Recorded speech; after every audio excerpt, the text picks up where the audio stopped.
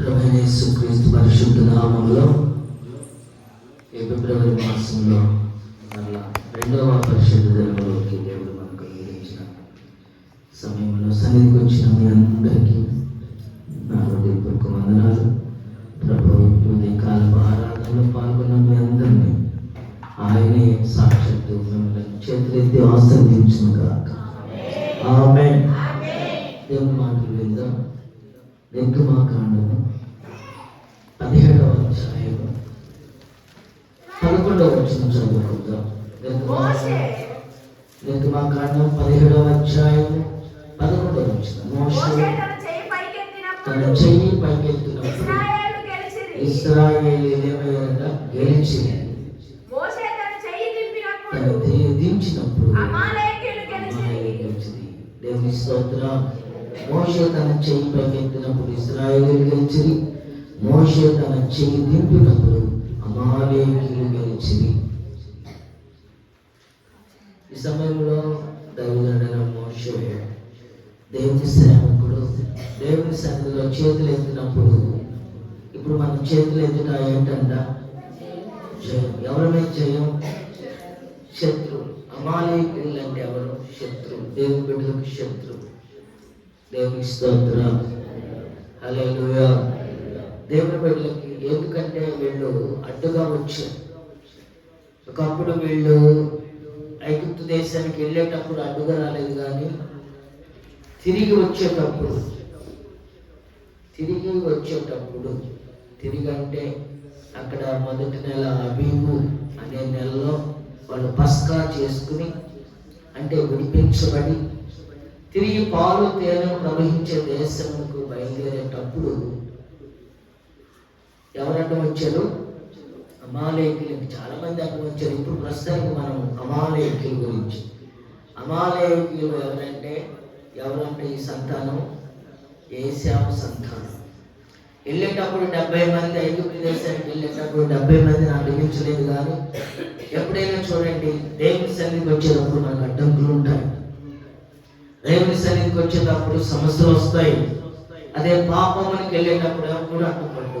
ఐగుప్తు దేశం అనగా పాపము, ఐగుప్తు దేశం అనగా చీకటి, ఐగుప్తు దేశం అనగా లోకంలో తిరిగేటప్పుడు మనకు అడ్డంకులు ఉండవు. కానీ చూసారా, వెళ్ళేటప్పుడు అడ్డు పెట్టల. 70 మందిని గెలవడం కష్టమా? 6 లక్షల ఫ్యామిలీలు, 6 లక్షలు వాళ్ళ ఇంటికి వచ్చి 4-5 వేసుకున్నా 30 లక్షల మంది ఉంటాం సుమారుగా. వీళ్ళందరినీ ఎదుర్కోవడం కష్టమా? 70 మంది తేలిక, 30 లక్షల మంది తేలిక. 70 మంది తేలిక, కానీ 70 మంది ఎక్కడికి వెళ్తున్నారు? ఐగుప్తు దేశానికి వెళ్ళేటప్పుడు అడ్డంకులు ఉండవు. లోకంలో తిరిగేటప్పుడు మనకి అడ్డంకులు ఉండవు. కానీ దేవుని సన్నిధికి ఎక్కడి నుంచి? తిరిగి లోకము నుండి ప్రభు సన్నిధికి సరిదిద్దుకుని దిద్దుబాటు చేసుకుని మారు మనసు పొందుకున్నాక ప్రభు సన్నిధికి రావడానికి ఏదో అడ్డంకులు వస్తాయి. అమాలేకీయుల అడ్డంకులు వచ్చే దేవుని స్తోత్రం. అప్పుడు వీళ్ళు కరాటాలు ఇంకా ఉన్న ఆయుధాలు ఏమైనా ఉపయోగించారా? ఏం ఉపయోగించారు? చేతులు ఎత్తుట జయములకు సాధిస్తుంది. దేవుని స్తోత్రం. వీళ్ళకి మొదటగా బయలుదేరేటప్పుడు ఇశ్రాయేలు ప్రజలు ఐగుప్తు దేశం బయలుదేరేటప్పుడు సుక్కోతు అడ్డం వచ్చింది. సుక్కోతు దాటారు, ఏతాము దాటారు, మిగ్దోలు దాటారు, మారా దాటారు, ఏలీము దాటారు, ఎర్ర సముద్రం దాటారు, సీనువారణ్యం దాటారు, దోపకా దాటారు, ఆరూషు దాటారు, రెఫీదీము దాటారు, సీనాయి పర్వతం వచ్చే దేవుని స్తోత్రం. అక్కడే వెలినించాం మేము 11 మజిలీలు అంటారు. మజిలీలు గుడారాలు అక్కడ 6 నెలలు, అక్కడ 4 నెలలు, అట్లా సీనాయి పర్వతంలో ఎక్కువ సంవత్సరం పైన ఉన్నారు. ఈ సీనాయి పర్వతంలోనే దేవుడు మోషేతో మాట్లాడి ఆజ్ఞలు ఇచ్చిన స్థలం ప్రత్యేకమైనది. సీనాయి పర్వతం అంటే ప్రత్యేకమైనది. వీటన్నింటినీ వివరించుకోవడానికి ఆదివారం కాదు, కానీ శనివారం అలా కూడికల్లో మనము తెలియపరచుకోవచ్చు. ఒక్కొక్క మజిలి సుక్కోతు. ఆ సుక్కోతు అంటే ఏంటి? టెంపరీ, సుక్కోత్ అంటే తాత్కాలికమైన అర్థం. వీటి గురించి ఒక్కొక్కటి, సుక్కోత్ గురించి ఏతాము, మిగ్దోలు, మారా, ఏలీము, ఎర్ర సముద్రం, సీను అరణ్యం, మరి దోపక, అలుషు, రెఫిదీము, సినాయి పర్వతం. ఇవన్నీ మనకి కొన్నిట్లో ఏం తెలుసు, మనకేం తెలుసు ఎక్కువగా? ఎర్ర సముద్రం. ఎర్ర సముద్రం మొదటి ఎర్ర సముద్రం ఎదురుగా ఏమొచ్చింది, దానికి ముందు చాలా ఉన్నాయి. దేవుని స్తోత్రం కలుగునుగాక. ఈ సమయంలో మనకి ఇప్పుడు అడ్డమేమని వచ్చారు దేవుని బిడ్డలకి?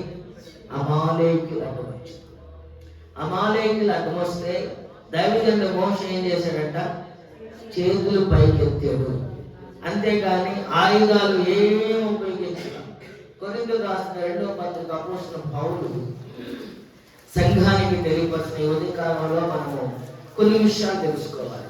దేవుని సన్నిధికి వస్తున్న మనము క్రొత్త నిబంధన సంఘమునకు ఒక ప్రత్యేకమైన మన యుద్ధోపకరణములు శరీర సంబంధమైనవి కావాలి దేవుని బిడ్డలకి సంఘానికి తెలియపరుస్తున్నాడు. కొరింథీయులకు రాసిన 2వ పత్రిక 10వ అధ్యాయము 3, 4, 5 వచనం. ఏంటంట? ఒకరు చదవండి, నాకు అర్థమయ్యేటట్టు. మేము శరీరదారులమై నడుచుకొనుచున్నాను. అక్షరాలు లెటర్స్ చూడండి. నడుచుకొనుచున్నాను. మళ్ళా చదువు. మేము శరీరదారులమై. అర్థమవుతుందా? మనం ఇప్పుడు దేంతో ఉన్నాం? అందరూ చెప్పండి, దేంతో ఉన్నాం? శరీరంతో ఉన్నాం. శరీరంతో నడుచుకుంటున్నాం. నడుచుకొనుచున్నాను. శరీర ప్రకారం యుద్ధము చేయము. హల్లెలూయా. ఇప్పుడు మనం శరీరంతో నడుచుకుంటున్నాం కానీ మనం యుద్ధం దేంతో చేయాలి? ఇప్పుడు శరీరంతో చేయకూడదు. దేంతో చేయాలి? కింద చదవండి. మా యుద్ధోపకరణములు శరీర సంబంధమైనవి కావు కానీ దేవుని ఎదుట దుర్గములను బలమగలవై ఉన్నవి. దేవుని స్తోత్రం కలుగును గాక. అలాగే స్తుతి ఆరాధన. మన యుద్ధోపకరణం ఏంటి? మొదటిగా స్తుతి ఆరాధన. చాలా మంది అనుకుంటాం లేచి నిలబెట్టి కాసేపు అని అనుకుంటారు, తెలీదు. అది అనుభవించే వాళ్ళకి మాత్రమే తెలిసింది. లేచి నిలబడుట దానికి అర్థం ఏంటంటే ఒక ఇంపార్టెంట్, ఒక ప్రాముఖ్య వివిఐపి లేకపోతే వివిఐపి ఎవరైనా ప్రాముఖ్యమైన వచ్చినప్పుడు మనం ఎట్లా ఉంటాం? కూర్చునే సమాధానం చేద్దామా? ఇది గౌరవాన్ని, ప్రభు సన్నిధిని ప్రేమించిన వాడు. మనకు శక్తి లేకపోయినా, కాలంలో శక్తి లేకపోయినా, నడుములో నడుము నేను కొడుతున్నా, తలం తిరుగుతున్నా, అయినను అయ్యా నీ కొరకు నేను నిలబడతా. ఎందుకు నిలబడేది? మనకి ఏమొచ్చింది? అలా అమాలేకులు అంటే మన శత్రువులు. ఇప్పుడు మనకి శత్రువులు ఉన్నారు. ఎవరు? నీ ఇంటి పక్క వెనక ముందు వాడు కాదు. శత్రువులు అంటే ఎవరు? సాతాను కాదు. వాడు ఎప్పుడు వాడు ఏం చేస్తాడు? వాడు తిరుగుతూ ఉంటాడు. ఏం చేస్తా ఉంటాడు? తిరుగుతూ ఉంటాడు. ఎవరిని మింగుదామా, ఎవరిని చెరుపుదామా? వాడి పని ఏంటంటే బాగుపరిచేదేమో దేవుని సన్నిధి, చెడగొట్టేదేమో ఎక్కువగా ప్రజలు దేని కోరుకుంటారంటే చెడిపోయేదాన్ని. ఎందుకంటే ఆదాము దగ్గర నుంచే ప్రారంభమైంది. చెడిపోయేదాన్ని ఎక్కువగా ప్రేమిస్తాం. వాక్యం చదువుకుంటామా? కాసేపు అన్నా ఫోన్ ఎంతసేపు చూస్తాం? ఫోను చాలా మంది అంటే మీకు కొంతమందికి ఫోన్ చూసి అలవాటు లేకపోవచ్చు పల్లెటూరులో. ఇప్పుడు చిన్నపిల్లల కానించి చూసుకోండి, ఫోన్ ఇవ్వండి. మొన్న నేను కటింగ్ షాప్లోకి వెళ్తే చిన్న పిల్లడు కటింగ్ వేస్తా, ఆ పిల్లడికి ఫోన్ ఇచ్చేసరికి ఆ పిల్లడు నువ్వేమన్నా చేసుకుంటున్నాడు, నువ్వేమన్నా ఎట్టన్నా చేసుకో అంటున్నాడు. ఆ ఫోన్ మీదే పడ్డాడు. ఇక తల ఏమైపోతుందో. మామూలుగా అయితే కటింగ్ చేయించాలంటే కత్తి అక్కడ పెట్టగానే 4 వంకలు తిరుగుతాడు. మన ఇంటి పెట్టగానే ఇటు తిరుగుతాడు, ఆడు తిరుగుతాడు. 5-6 గంటలు బట్టి దాని 2 కత్తులు లేగాలంటే ఫోన్ ఇచ్చేసరికి నేను చూశాను. ఇప్పుడు ఎట్లా ఉంది? అదే వాక్యం చదవంటే పిల్లలైనా చూడండి, మీరు వాక్యం చదవండి అని అడగండి. అడగటానికి ధైర్యం ఉందా? ముందు మీ పిల్లలే వాక్యం చదవమనే ధైర్యం మీకుందా? నాకుంది. మీకుందా? చెప్పండి. నాకుంది. పిల్లల వాక్యం చదవమని ఉదయాన్నే నేను ధైర్యం చెప్తాను. ఎందుకంటే నేను చదువుతాను కాబట్టి వాళ్ళు ఏం చేస్తాను, చదవమని. మీకున్న ధైర్యం వాక్యం చదవమని చెప్పండి. మన యుద్ధోపకరణాలు శరీర సంబంధమైన కావు. దేవుడులారా, సంఘస్థులారా, విశ్వాసులారా, దేవుని చేత ఏర్పరచబడిన వాళ్ళరా, మనం చేతులు ఎత్తుగా జయములకు జయం వస్తుంది. దేవుని స్తోత్రం. చదవండి. 3, 4, 5, 6 చదివితే మనకు అర్థమైపోతుంది.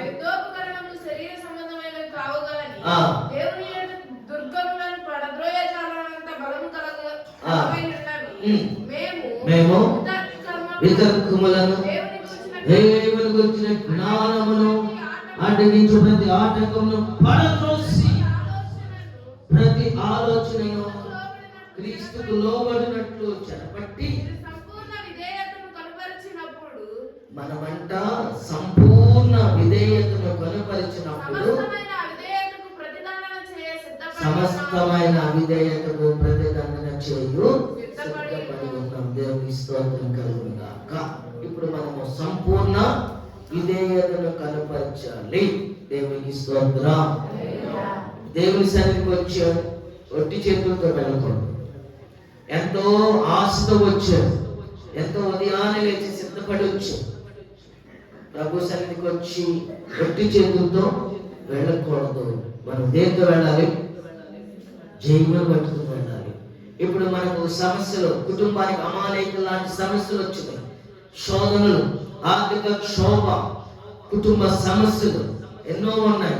వాటన్నిటి నుండి దేవుడు జయమును అనుగ్రహించుగాక. ప్రజల యొక్క, మనుషుల యొక్క జీవితాలు ఎలా ఉన్నాయంటే, ఈ రాత్రి బాగానే ఉంటున్నాం, తెల్లారి గడిచేసరికి ఏమైపోతున్నారో ఏమవుతుందో తెలియని స్థితిలో ఉన్నాం. అందుకనే మన యుద్ధోపకరణలు శరీర సంబంధమైనవి కాదు. మనందరం ఆత్మీయులను, మనమంతా ఆత్మీయ శక్తి కలిగి ఉండాలి. సాతాను గారు జయించాలంటే మనం ఎంతమంది పడినా ఆగడం. శరీర సంబంధంగా ఎంతమంది పడినా ఆగడం. ఆత్మపూర్ణంగా వాడిని జయించవచ్చు. దేవుని స్తోత్రం. 44వ కీర్తన 3, 4 వచనాల్లో వారు తమ ఖడ్గం చేత దేశమును స్వాధీనపరచుకోలేదు. వారి బాహు వారికి జయమివ్వలేదు. మనకున్న శక్తి, మన సామర్థ్యం, మనకున్న బలము మనకు జయమివ్వవు. ఎవరిస్తారు? ప్రభు హస్తము. చదవండి. నీ దక్షిణ హస్తం అంటే కుడి చేయి. ప్రభు కుడి చేయి పట్టుకోవాలి. ఆయన బాహువే, ఆయన ముఖ కాంతి మనకి జయం కలుగు చేస్తాయి. దేవుని స్తోత్రం. అమాలేకుల మీద ఇశ్రాయేలు ప్రజలకు జయం ఎవరిచ్చారట? ఆయన దక్షిణ హస్తమే, ఆయన ముఖ కాంతియే, ఆయన బాహువే. మోషే చూపించడానికి 2 చేతులు ఎత్తాడు. కింద చదువుకుంటే ఆయన దించాడంట చేతులు. దించితే ఏమైంది? అమాలేకులకి జయం వచ్చింది. అట్టనే ఏం చేశారంటే, 2 మనుషులు అటు ఇటు పట్టుకుని మోషే చేతులు అలాగే నిలబెట్టారు. దేవుని స్తోత్రం. ఎంతసేపు చేతులు నిలబెడితే ఇశ్రాయేలు ప్రజలకు జయం వస్తుంది. ఇప్పుడు మనం కూడా ఒకసారి ఆలోచిద్దాం.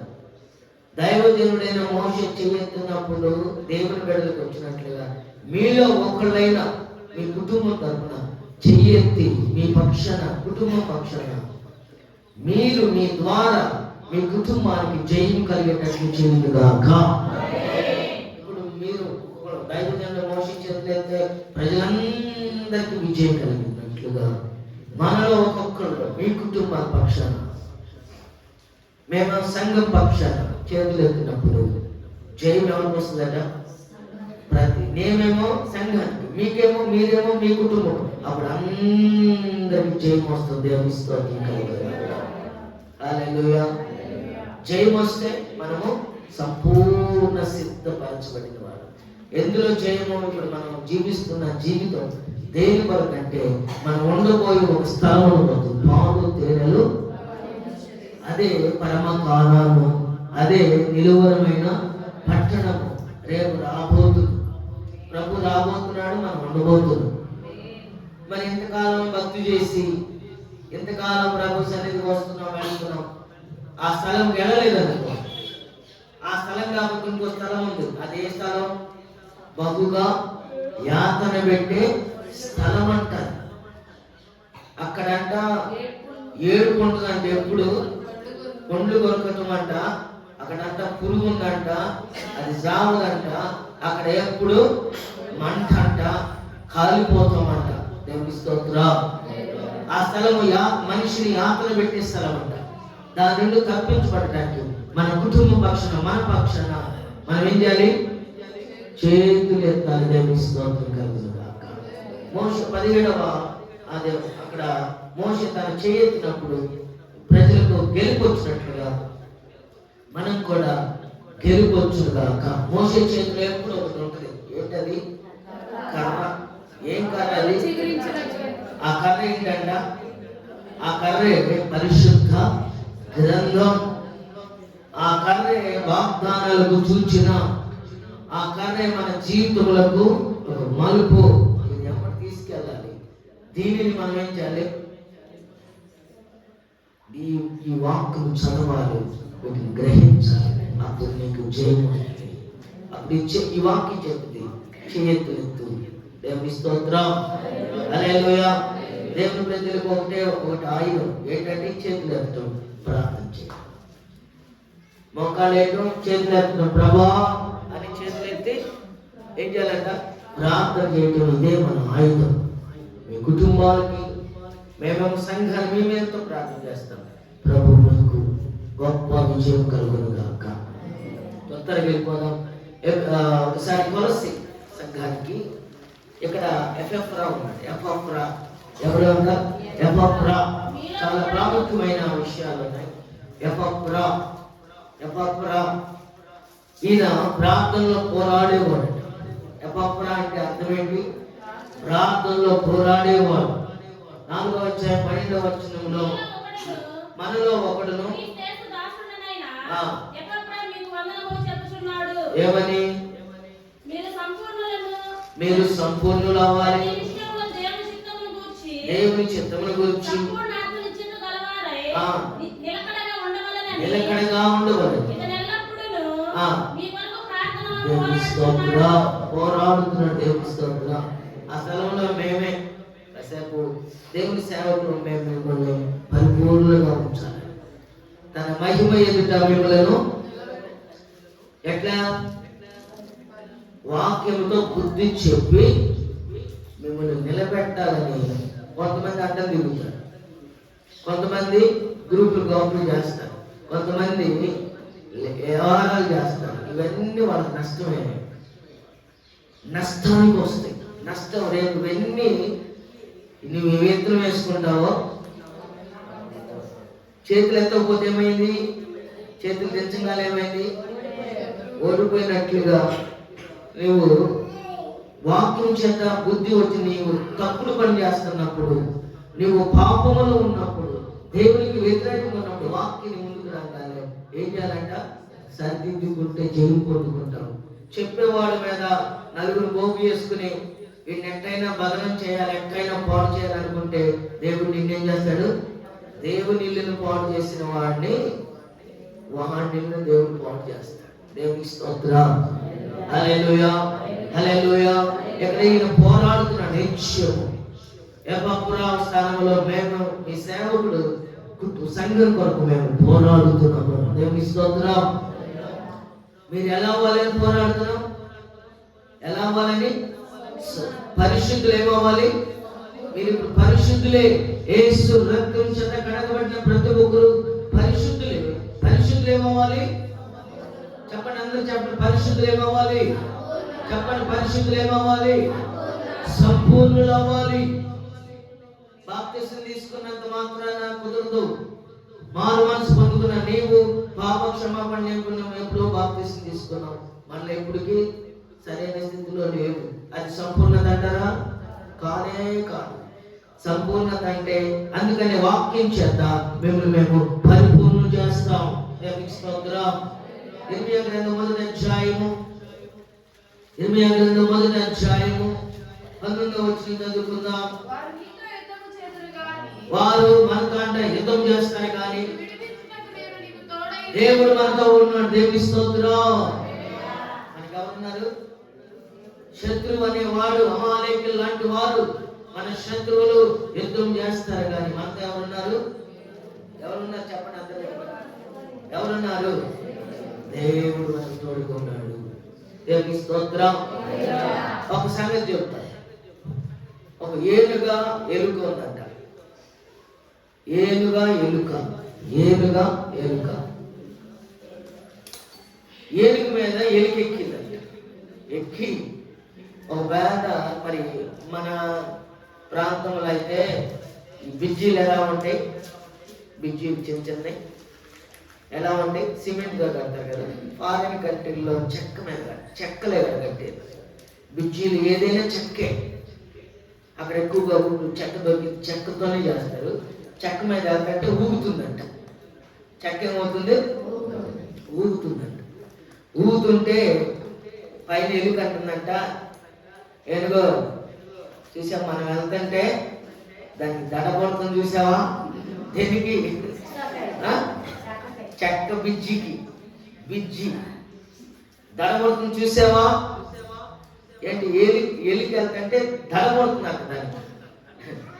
అప్పుడు ఏలిగందంట, ఎలుక ఒకసారి దిగందంట. ఎలుక దిగందంట. ఏం కాదు వచ్చి వెళ్ళి ఇప్పుడు వెళ్ళి అన్నమాట. ఎలుక ఎట్టుంది? దడబెట్టిందా? ఇప్పుడు మీరు అర్థం చేసుకోండి. ఈ మాట ఎందుకు చెప్పారంటే, మనలో దేవుడు ఉంటే,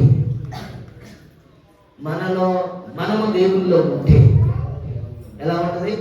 శత్రువుకి చెప్పండి, అందరూ చెప్పండి.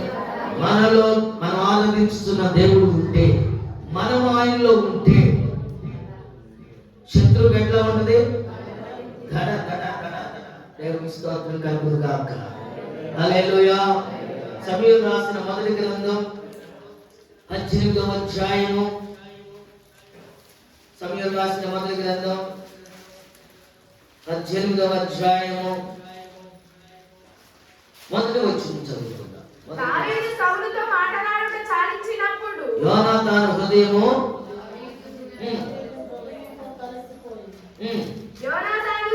దావీదు హృదయముతో కలిసిపోయాను. యోనాతాను దావీదునకు తన ప్రాణ స్నేహితుడిగా భావించుకొని అతని ప్రేమించాను. ఆ దినము అతని తండ్రి ఇంటికి తిరిగి అతని వెళ్ళనీయక సౌలు అతన్ని చేర్చుకొనెను. దావీదు తనకు ప్రాణ స్నేహితుడిని భావించుకొని అతను ప్రేమించుచు యోనాతాను అతనితో నిబంధన చేసుకొనెను. మరియు యోనాతాను తన దుప్పటిని, తన కత్తిని, తన విల్లును నడికట్టును తీసి దావీదునకు ఇచ్చెను. క్షమించండి. సారీ. దేవుని స్తోత్రం కలుగును గాక. హల్లెలూయా. హల్లెలూయా. క్షమించండి. ఒక మాట చెప్తాను. నెగిటివ్ అంటే వ్యతిరేకమైనది. ఒకవేళ దేవుల్లో లేకపోతే ఆ కుటుంబం ఎలా ఉందంటే, ఒక మాట చెప్పినాక 1-2 విషయాలు తెలుసుకుందాం. ద్వితీయోపదేశకాండం 23వ అధ్యాయము. క్షమించండి. ద్వితీయోపదేశకాండం 23వ అధ్యాయము 14వ వచనం చదువు. నీ దేవుడైన యెహోవా నిన్ను విడిపించుటకు, నీ శత్రువులను నీకు అప్పగించుటకు, నీ పాదములో సంచరించుచుండును కనుక ఆయన నీలో అసహ్యమైన దేనినైనా చూచి నిన్ను విడువకుండునట్లు నీ పాదము పరిశుద్ధముగా ఉండాలి. ఇప్పుడు మళ్ళా చదవండి. ఎక్కడి నుంచి? ఆయన నీలో అసహ్యమైన దేనినైనా చూచి నిన్ను విడవకుండునట్లు నీ పాదం ఎలా ఉండాలి? నీ స్థలం ఎలా ఉండాలి? నీ గృహం ఎలా ఉండాలి? నీ హృదయం ఎలా ఉండాలి? చెప్పండి, అంతా చెప్పండి. పరిశుద్ధంగా ఉండాలి. ఒకసారి షిలోహులో నేను అది చదివించబడి ఏదో చదివించాను, క్షమించండి. షీలోహులో ఒక మందిరం, ఆ మందిరంలో యాజకుడు ఉన్నాడు, ఆయన పేరు ఏలి. ఆయనకి 2 బిడ్డలు ఉన్నారు. వాళ్ళు ఏం చేశారంటే పాపం చేస్తారు. వచ్చిన దేవుని బిడ్డలతో పాపం చేస్తున్నారు. ఆ రోజులు అది పాత నిబంధన కాబట్టి నైవేద్యం అర్పించడానికి గొర్రె పిల్లలు కానీ అవన్నీ కానీ తీసుకొస్తారు. వాటిని వధించేటప్పుడు వాడంట అది వధించకముందే మాంసాన్ని పట్టుకెళ్ళాడు. అదంతా నేను వివరంగా చెప్పట్లేదు. ఇప్పుడు దేవునికి వ్యతిరేకంగా చేయటం వల్ల దేవుడు వారిని ఏలి బిడ్డలను దేవుడు ఏం చేశాడట, విడిచిపెట్టాడు. విడిచిపెట్టినందువల్ల వాళ్ళు ఏమయ్యారు? కుమారులు ఏమయ్యారట, చనిపోయారు. ఇదంతా ముందుగానే ఎవరికి చూపించాడు? ఆ రోజుల్లో దేవుడు అంట మాట్లాడదాం అనుకుంటే కరువైన రోజులు. దేవుడు మాట్లాడటానికి మొదటగా నోవాహుతో మాట్లాడాడు. నోవాహు, ఆదాము దగ్గర నుంచి నోవాహుకి 10 తరాలు. ఆదాము దగ్గర నుంచి నోవాహుకి 10 తరాలు. నోవాహు దగ్గర నుంచి అబ్రహాముకి 10, మొత్తం వెలిసి 10 20 అంటే 20వ వాడు అబ్రహాం. ప్రతి తరంలో చూస్తాడట, ఎవరితో ఒకరితో మాట్లాడదామంటే నోవాహుతో మాట్లాడాడు, మధ్యలో మళ్ళా అబ్రహాంతో మాట్లాడాడు, దేవుని స్తోత్రం. ఆ తర్వాత సమూయేలుతో మాట్లాడినట్టుగా మనం చూస్తున్నాం. సమూయేలు చిన్న బాలుడు, దేవునికి వయసు, జ్ఞానము, అందము, ఉన్నతనము, లేదా ఉన్నతమైన కులము, అగ్రకులం అని చూడడం. ఏం చూస్తాడు? ఇది చూస్తాడు. ఏది? చిన్న బాలుడైనప్పుడు వీళ్ళు చెడిపోయారని ఎవరితో మాట్లాడాడట? సమూయేలు. బాలుడైన సమూయేలు అప్పటికే పరిచారకుడు అనమాట. ఎవరి దగ్గర? సేవకుడి దగ్గర పరిచారకుడుగా చేస్తాడు. దేవుని స్తోత్రం కలుగుగాక. అందుకనే దేవుడు మనకు తోడుగా లేకపోతే, మనతో లేకపోతే మనం ఏమైపోతామట? ఆ స్థలము లేక పాళెము దేవుడు విడిచిపెడితే బహు భయంకరంగా ఉంటుంది. దేవుని స్తోత్రం. కాబట్టి దేవుని సన్నిధికి వస్తున్నాం. ప్రభు ఏం చేయాలంటే ఆ వాక్యం చదవండి, 14వ వచనంలో ఆ చివరి మాటలు చదువుదాం. ఆయన నీలో అసహ్యమైనది ఏది ఉండకూడదు. దేవుడు చూసినప్పుడు అసహ్యమైనది ఏది ఉండకూడదు. ఉందంటే దేవుడు నిన్ను విడిచిపెడతాడు. మీకు ఒకవేళ ఈ మాటలు లెక్క లేదనుకుంటా, లెక్క లేకుండా మీరు చేస్తున్నారేమో. ఆయన విడిచిపెడితే బహు భయంకరంగా ఉంటుంది. దేవుడి మాటలు జాగ్రత్తగా చెప్పుతున్న ప్రతి మాటలు వాటి వైపు అడుగులు వేయాలని ప్రభు బయట మీకు తెలియపరుస్తున్నాం. దేవుని స్తోత్రం. హల్లెలూయా. ఇప్పుడు వాక్యంలో కదా, అంటే ఇప్పుడు దాకా రాలేదంటే మీకు అవుట్లైన్స్ ఇచ్చాను. ఇప్పుడు కీర్తన గ్రంథము, కీర్తనలు 13వ అధ్యాయము.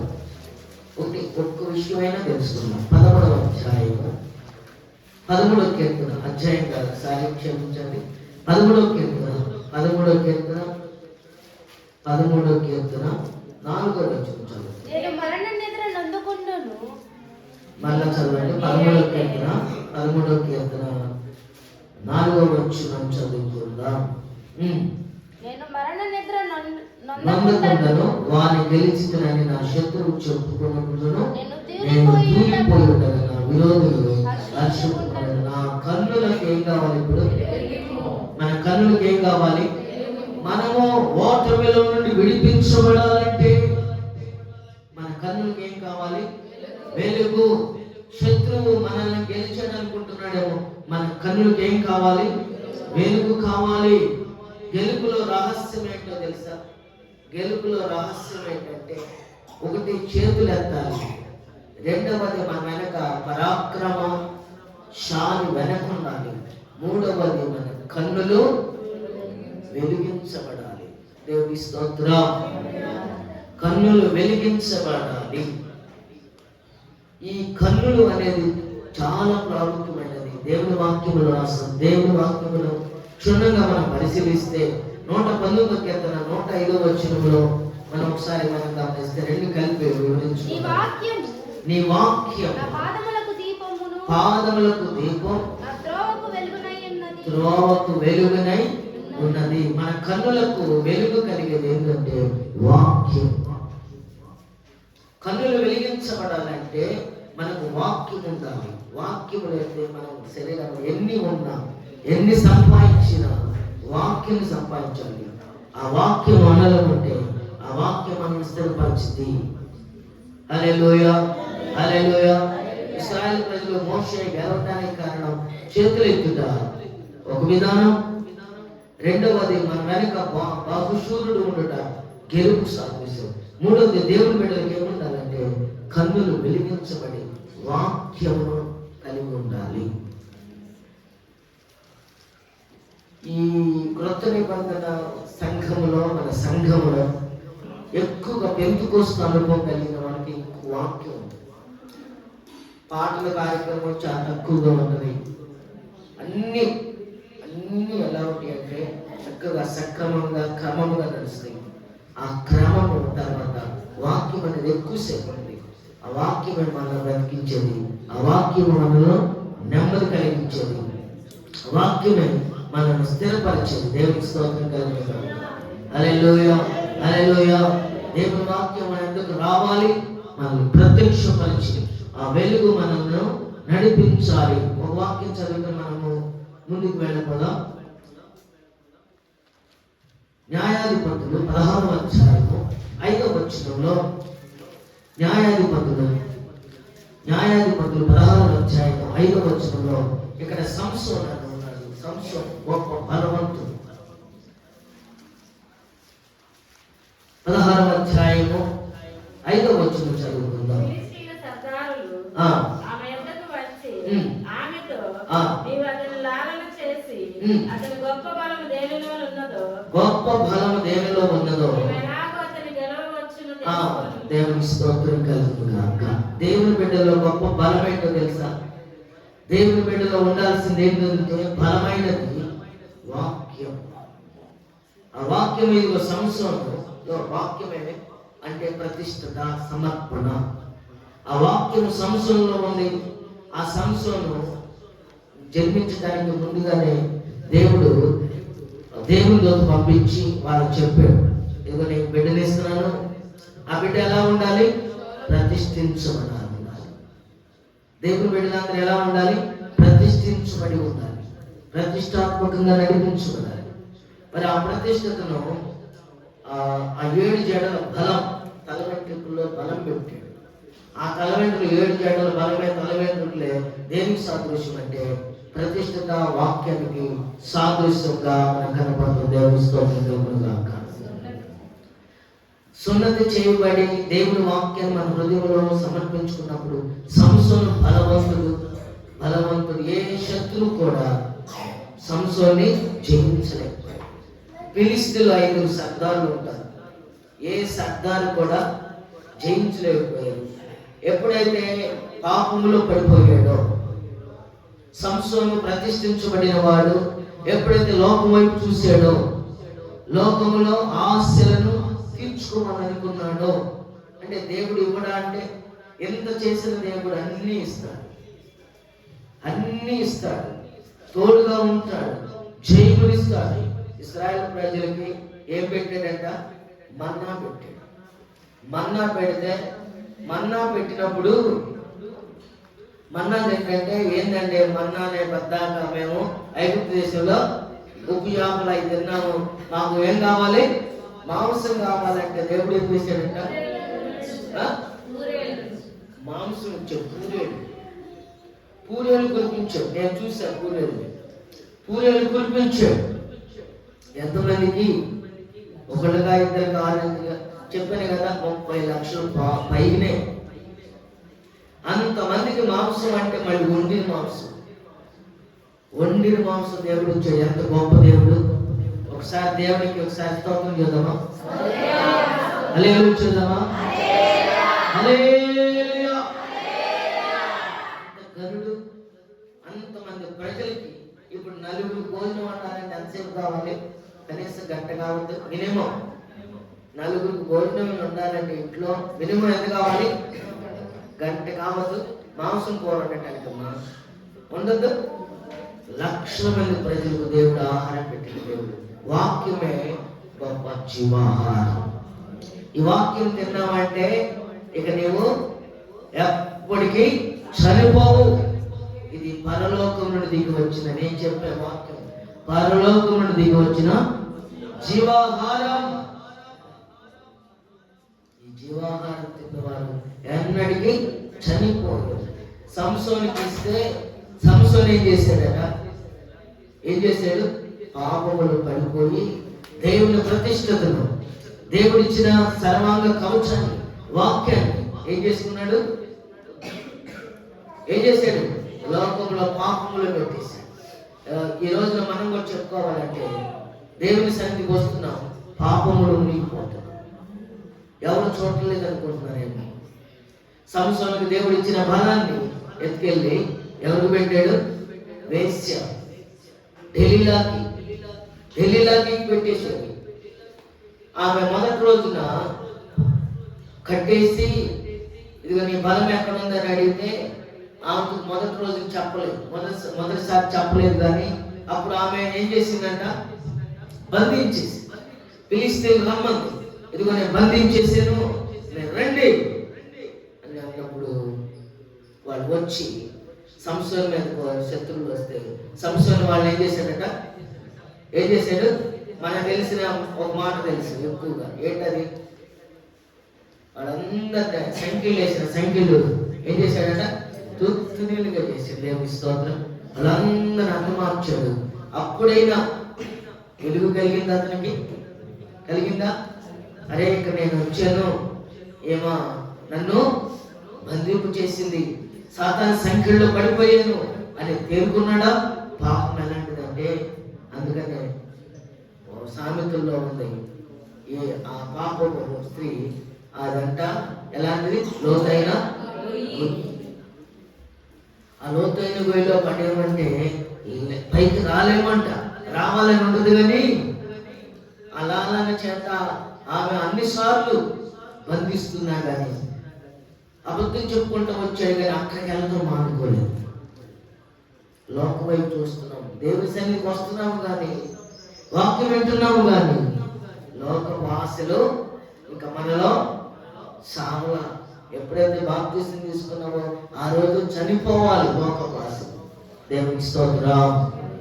ఒకటి చేతులు ఎత్తుట మరి విజయం, రెండవది పరాక్రమశాలి అయిన దేవుడు మన వెనక ఉండుట విజయం, మూడవది దేవుని వాక్యం, అదే దేవుని వాక్యం మనలో ఉండుట చెప్పండి విజయం. దేవునికి స్తోత్రం. ఈ మూడు మాటలు చాలు. ఈ మూడు విషయాలు మనకు గెలుపునిచ్చును గాక, విజయమునిచ్చును గాక, సాధారణ సంఖ్యల నుండి విడిపించబడును గాక. ప్రతిష్ఠించుకున్న మనము, ఏర్పరచుకున్న మనము చేతులెత్తుట. సాయంకాలమున నైవేద్యము మన కుటుంబాలను ఆశీర్వదించబడటం, మన కుటుంబాలు గెలుపు పొందుకోవడం.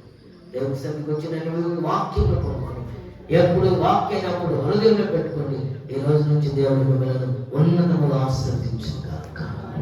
ఆమేన్. దేవుడి మాట హృదయంలో అందరి హృదయంలో బలపరిచి ఆశీర్వదించును గాక. ఆమేన్.